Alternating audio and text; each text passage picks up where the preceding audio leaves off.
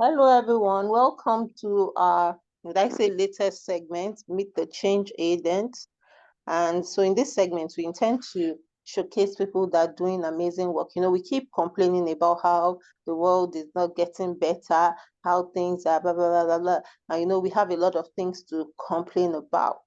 But even in the darkness, there are people that are shining light and doing things to change the narrative and to make our worlds better. And so I have one of such people on the show today. She's our inaugural guest. I guess we should give her something for being our first guest on this show. Oh, wow. I'm going to immediately, she's going to introduce herself. So if you just hold on a bit, she's going to introduce herself. And I'll let you know when it's time for introduction. Okay. And the slide for introduction is up, so you have the floor, ma'am.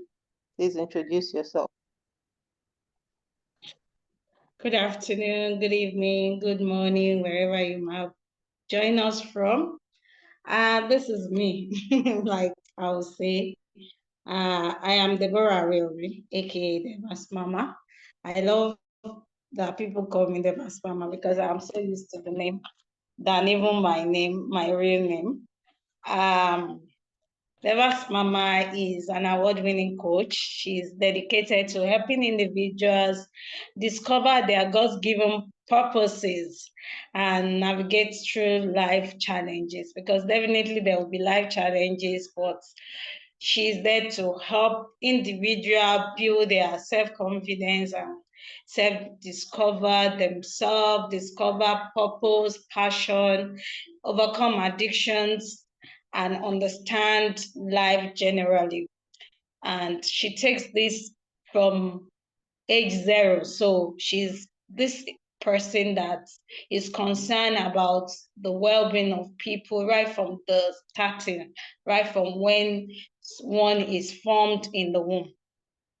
And with her background as a certified mental health coach, a family life coach, a teenage coach, I use that to support individuals in achieving mental and emotional well-being. I'll call it holistic well-being, holistic growth and development. Deborah's Mama, as I call her, she's an admin executive at the Birthing Co., a mental health organization that is concerned with individual wellness.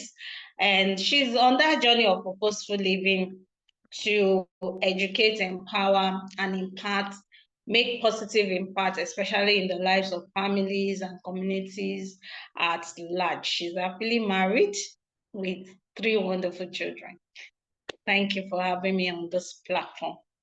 Wow, beautiful, beautiful, beautiful introduction. Thank you so much. So you mentioned that you're an award-winning coach. Can you tell us a bit more about that? Oh, okay. So this year, July, to be precise, to the glory of God, I was nominated as for an award for educators that is concerned for the growth and development of the community, teaching younger ones to expand, to navigate through life. And I was nominated. I just saw the message and I was like, what am I doing to deserve this? So this also encouraged me to continue in what I'm doing, that somebody there is seeing what I am doing. So I want to appreciate the organizer of that award. Is an educational award, and the person that I've mentioned my name, the list of it, I would say. Like when I'm sharing this testimony, I would say, this is someone I wouldn't think would ever mention my name somewhere, as in for such a kind of program. But there is me. And even before the year runs out, I've been nominated for another award. And that's for women who are striving in the community. So hopefully next month that award will be coming to the table. So I'm just so grateful to God that somebody somewhere is seeing what the Deborah's mama is doing and they are recognizing the effort. Well done, Deborah's mama. Well done. And I think you're falling a bit into the trap that women typically fall into, which is that I don't think you have told us half of what you do.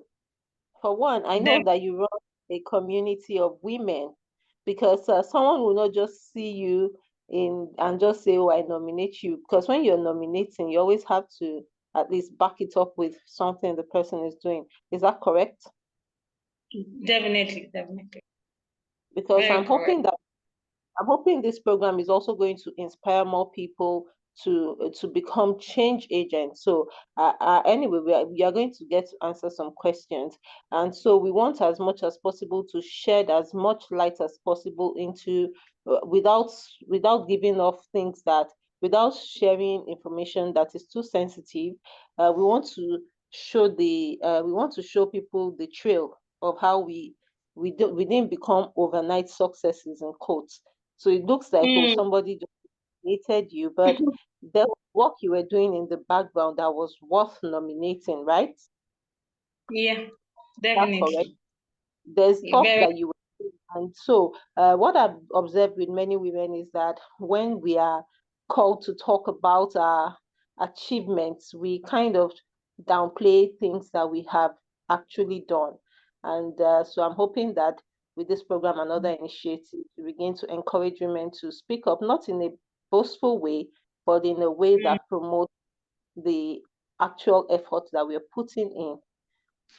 So anyway, without much ado, there's a particular reason why we decided to have this segment, and I'm going to jump quickly into it. I'm going to start off with slides, then when the slide is up, and so this is our beautiful Deborah's mama. For anyone that hadn't seen her face before now, this is what she looks like. Amazing, amazing woman. So I'm going to bring up something amazing that made me think of inviting her here. You can see it. Please let me know that you can see my next slide. Deborah's mama. Yeah. Yes, I can see it. Yeah, I think this is the place where we put an applause. We clap. I wish we had the clapping sound. So she wrote a book. That's actually we and I got talking about her book before it was even published, right? Is that correct? Or before it went to print? Yeah, very Yeah. correct. And we had to wait until now to tell you a bit about this book. So this is the book, and I'm going to be bringing it up in between here and there. They are different. We have three different pictures. So when you're not seeing the book or my next question, you'll be seeing Deborah's mama, because this is all of her and the book. So I'm going to ask you the next question, which is, what made you write Unstoppable Me? Walk us to your journey on how you decided that Unstoppable Me needed to be written. Thank you for that question. Some years ago, I was going out and I just jumped onto a public bus, and when I got there, I met a very critical scene. That scene was so annoying. Like, a little girl was crying for help, a teenage girl. She was crying for help. And out of the number of people in that bus, like 14-seater bus, no one helped this little girl. She was not really shouting as she should be shouting. There's this particular person, another passenger that was sitting close to her. The guy was touching this girl. He was touching her private part, her breast, and this girl was feeling so uncomfortable with it. And Ew. I got into that bus. I was the last passenger, and I met that scene. And I was so annoyed within me. I don't know. I'm this quiet person, very quiet person. It's only on stage you can see me talking. I just got there and I was furious. Like, what's happening here? Why is it that nobody is helping this girl? Why is it that nobody is talking? I started shouting, like, are you okay? Why are you touching her? She was sitting at the back. So I looked back, I saw what was happening, and I was like, no. Yes, we are told to mind our business, but not to a minor. When a minor is crying for help and nobody is helping her. So when a time came, one of my friends and sister and coach, she was saying, Deborah, it's time to write a book. So what book will you write? I said, this is a situation that will never skip my mind. Like this girl, if she's empowered enough, she will have shouted well enough. She will have even given this man a big slap. Well, maybe because of my background, I have a little bit of this sexual abuse story stuff.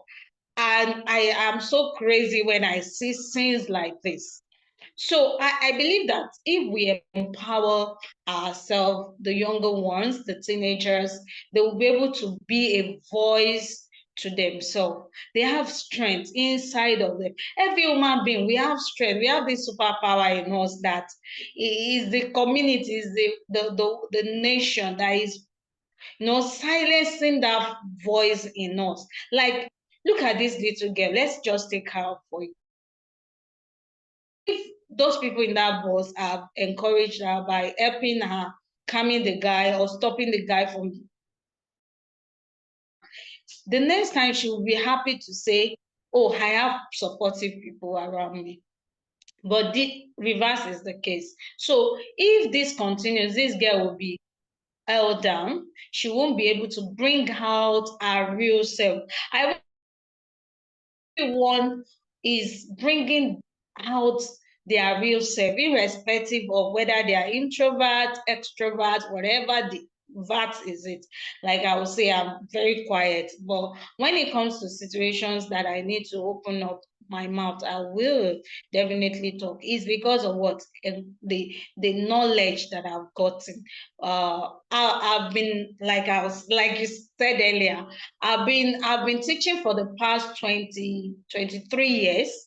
Yes, for the past 23 years, and I've met with different levels of students. And I could see that the challenges that we face as teachers with these children are the fact that they don't believe in themselves.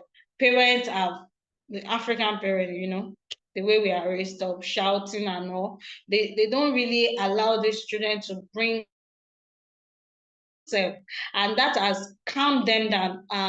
That is making them not to become who they are. So this is what really gave birth to Unstoppable Me. I will say another story. I have my first daughter.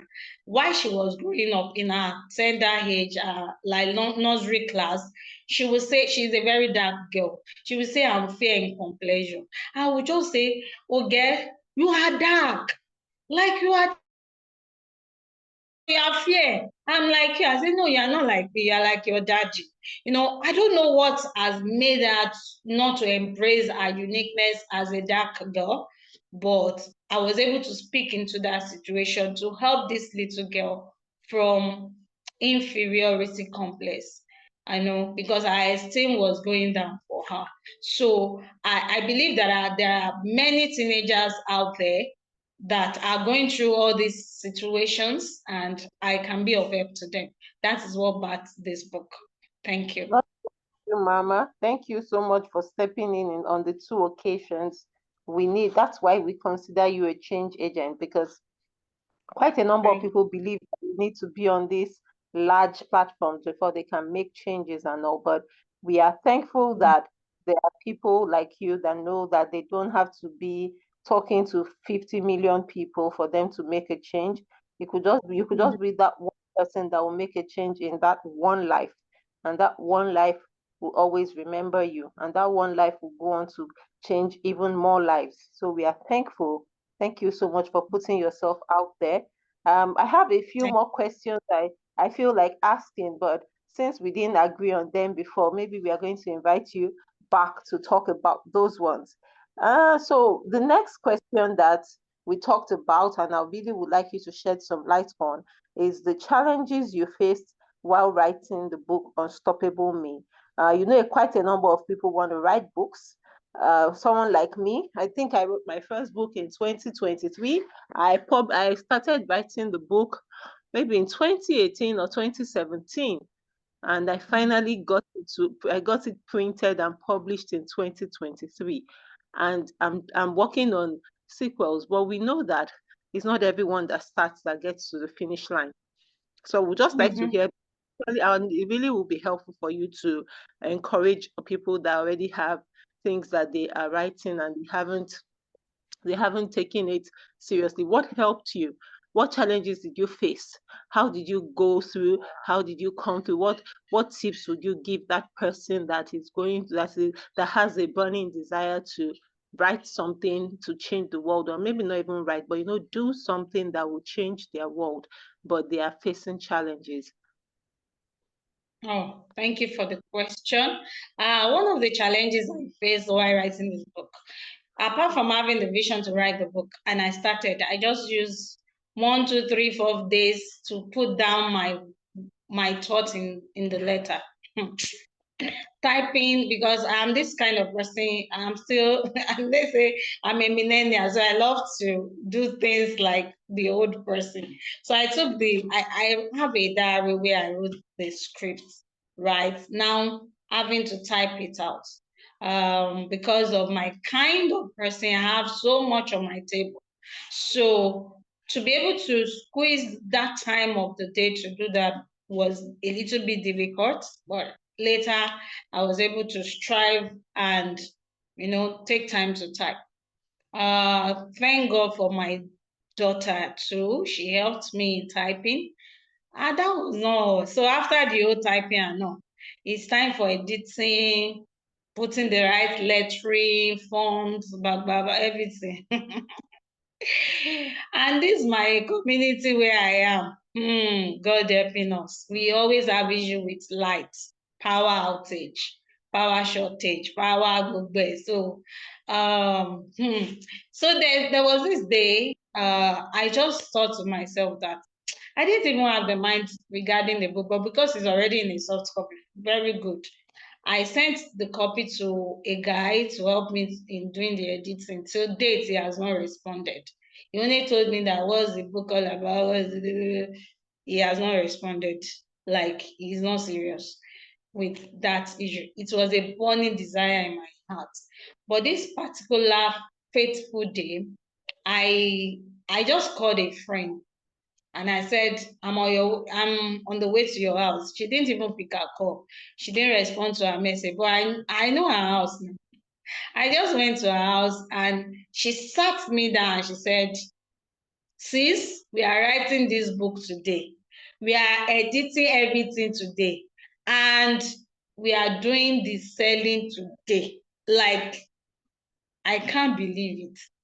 Oh, she took her system out, and thankfully, the place is a place that they enjoy life so well. She brought the system out. Oh yeah, I send it to me. I sent it to her. She started editing. I say, is this how you want it? Is this how it should be? Let's do the back cover, let's do the front cover. That same day, 11 p.m., 11:05, that we ended the whole process. From morning till 11:05, somebody was serving us, say, will you eat? Will you? You know, what will I bring out of this story is you need that positive mindset that you are not giving up. I wrote it in my goals for this year to write this book. I started last year. Let me say it. It was supposed to be published last year. And I joined a coaching program, and I've been write a book since January. It got to a time I stopped writing it in my goals because I was I was ashamed. Let me use the word, that's just the right. I was ashamed because I'm this person that when I set my mind to do things, I go for it. But this was becoming a very difficult thing to do. So, but on a faithful day with the right support, and when you told me that once the book is out, sis, I'm going to partner with you to market it. So you are also one of those that encouraged me. I know that people are waiting out there. When I first shared the the front cover and the back cover, I was like, hey, I promised people October this book must be out.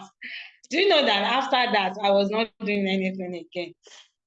I wasn't doing anything. I was even more discouraged because there are so many challenges, finances, workload, different things was stopping me from doing it because I really want to have the hard copy alongside with the soft copy. But if we don't have the hard copy, let's go with the soft copy now. Why are we waiting till I took that step of faith with the right people around me and we got it done.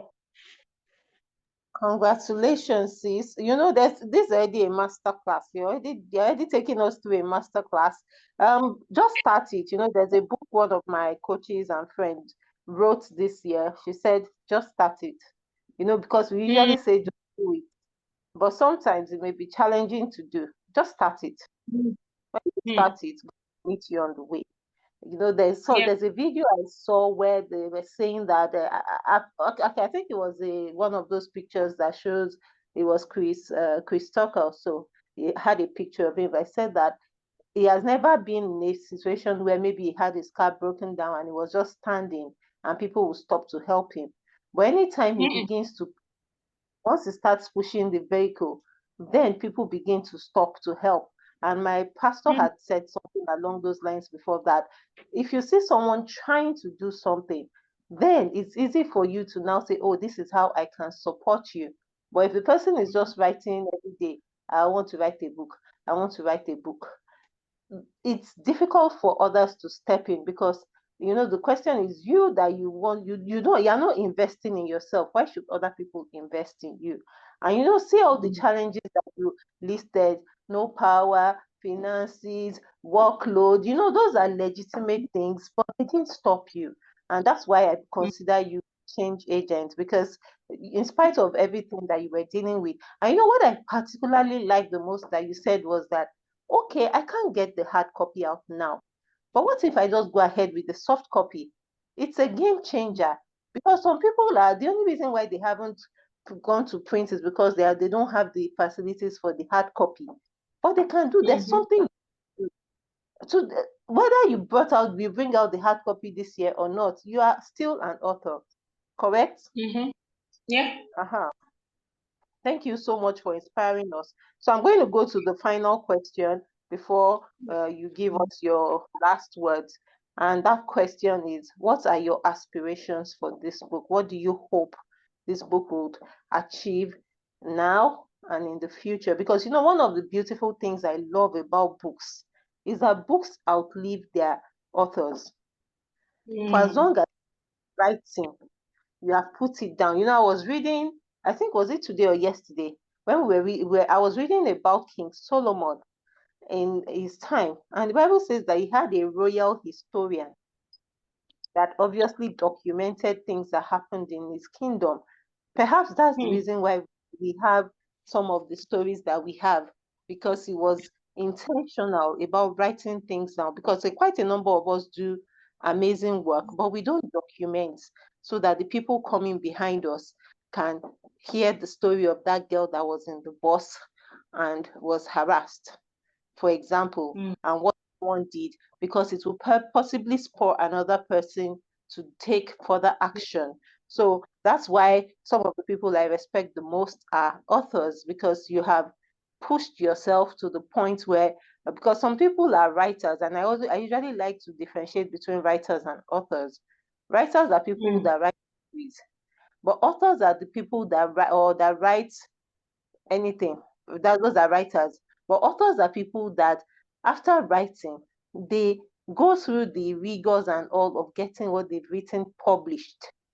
And those mm, things that published have a higher chance of outliving them than mm, those of people that just wrote and we're hoping that Facebook will save their story for them, or that Instagram will save. For as well, it could be in your journal, but your journal is not Not everybody can access your journal. Unfortunately, if people cannot access your journal. But if you publish, whether you are alive or not, some families are still earning from the royalties of what their forebears published. That's just financial part. Yeah. The interesting thing is that those books may not have been such amazing successes when the people that published them, but someone can go later and say, oh, sometimes I still read about the things that E.W. Kenyon wrote. I don't know how many years Kenyon has been dead, but because he wrote them they've been preserved, so they can be passed. The Bible, the reason why we have the Bible as it is because it was written and published. Yeah. That's why Yeah. we can still have it. So, question for you: what are your aspirations for this book? What do you hope that this book will be remembered for? Who do you hope will read it? Why should they read it? What changes are you looking forward to in the lives of individuals, communities, and nations at large, and even continent? Thank you. All right. The essence of this book, of writing this book, is that it will bring out the superpower in every teenager that reads it. So I hope that this book will do that in their lives. And even for every adult that takes this book to read. Some adults also are dealing with self-esteem and self-doubt. It will also help them. Though I'm working on the version for parents, it will be out very soon by the grace of God. But even with this teenagers version, you're going to get the best out of it, because in it we talked about developing your self-esteem. In it we talk about your the right circles, the friends you should keep. We talked about how social media can be a bully to you, and how you can navigate yourself around social media. We also talked about so many things regarding life challenges as a teenager, and how you can navigate yourself around it. So it will be so helpful to every teenage child out there. And just like you said, even though the purpose is not for profit making, it's all about values. But I know that definitely it will add something to Deborah's mama's account. So yes, it's a plus to me. And also a legacy. I don't know how many years I'm going to spend on Earth, but I want to leave a footprint there that somebody once lived, and this is her voice. This is what she stands for. That's one of the reasons that I took that bold step, irrespective of what I really went through in writing this book. I didn't even tell you. I didn't tell my husband I was going to spend the night anywhere. So at that time of the night when I was saying I won't come back, he said, do you know what you're doing? So with all these challenges, the family, the children are there and everything, it's just for me to see a word that we are saying change. It's not by mouth. It's not by God helping us. Abi, how do they call it? You need to take a step. So this book is like making a difference in my own little way, that I can make that difference that we are crying about. Yes, I really want to make the difference, and that is why this book is out there. Congratulations, and we look forward to it. So if you're watching this video, you can actually order your copy of the book. The link will be in the description. If you're on YouTube, it should be in the YouTube description. If it's on Instagram, you probably need to send a message to whatever what they call it, handle that you're seeing this video in, so that you can get the correct link. If you're watching on Facebook, the link will be there. The places where we can drop links, we'll drop links. the ones that we cannot drop links, please send a DM. So which leads me, well, I have one follow-on question on the aspiration. So is this book only for preteens, and when you sorry, for teens? And are you talking about teens, male and female, or just or teenage girls? What demographic really does this book cater to? Okay, so this book will really cater for teenagers from preteen. Let me put it from preteen, so early adulthood. The parent version is coming out very soon, and I hope that reaches everyone too. But we want to start with something. Let's start with this. I'm so glad that you decided you didn't wait, because sometimes some people will say good is the enemy of best, or of the best, or something, but sometimes perfect is the enemy of starting. So, and this is good for starters. And then when you get yourself well and you're okay, it's easy to print something that's already been published. But if you just kept the manuscript and kept the manuscript, then the one day, where is that manuscript? I wonder where I saved it. But now it's out there. And sometimes you see some people, they have first edition, second edition, third edition. I have an author that when she pushed out her first edition of her book, after some time, she didn't like some things there. She was able to do second edition, but you can only do second edition because there was a first edition. So I am so proud of you, sis. And I look forward to hearing more from you and getting what is it, more things coming out of your factory. Because another thing I would like to say is that many times we are thinking, oh, what products can I use? But particularly for people that maybe you have quite a large following online, you have quite a number of people following you, and you have amazing information inside you. And sometimes some people are feeling angry that people just read my stories and they don't even support me, they don't do anything. Perhaps you haven't packaged it in a way that will make it easy to support. Now it's easy for anybody coming on Deborah's Mama's social media handles to see that she has published a book, and she has her links everywhere. So immediately they come, they can click on the link and go and buy. Even sometimes, because I guess I was the one that told you about putting it up on seller, right? Is that correct? No, I wasn't. Oh, sorry, she's dropped out. Well, anyway, if you're still listening, I can't remember if I was the one or if I told her about creating affiliates. And with that, she's good to go. And I guess that leads me to end this call. We are practically done. If you are planning to write a book, if you've been stuck somewhere, you can reach out to us. You can reach out to Deborah's Mama. You can reach out to any of us, and let's see how we can support you to get you to the finish line. Thank you for joining us. God bless you. God bless and keep you. Thank you.